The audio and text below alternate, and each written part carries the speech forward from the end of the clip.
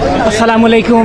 দেশ এবং বিদেশ থেকে যারা আপনারা আজকের আমাদের এই ফুটেজ দেখতে পাচ্ছেন, এই ফুটেজটি হচ্ছে দীর্ঘ 15 বছরের জালিমের নির্যাতনের শিকার হয়ে যে সকল ভাইয়েরা গোলাপগঞ্জের জেল জুলুম রিমান্ডের নির্যাতনের শিকার হয়েছিলেন, তাদের আজকে এই মামলা থেকে সকলের বেকসুর খালাস হয়েছে। তাই দেশ এবং বিদেশ থেকে যারা আমাদেরকে সকলের সহযোগিতা করেছিলেন এবং সকলকে আমরা ধন্যবাদ জানাচ্ছি। সংক্ষিপ্ত কথা রাখবেন বাংলাদেশ জামাত ইসলামী গোলাপগঞ্জ থানা শাখার সম্মানিত নায়েবে আমির জিন্নুর রহমান স্যার। বিসমিল্লাহির রহমানির রহিম। পতিত ফ্যাসিস্ট আওয়ামী সরকার কর্তৃক 2009 সালে দায়েরকৃত মিথ্যা মামলা থেকে আজকে আল্লাহ রাব্বুল আলামিনের অশেষ মেহেরবানিতে আমরা দীর্ঘ 9 বছর পরে খালাস পেলাম। প্রথমে মহান মাহবুদের দরবারে শুকরিয়া আদায় করছি, আলহামদুলিল্লাহ। আমরা 2015 সালে এই মামলা দায়ের করা হয়েছিল।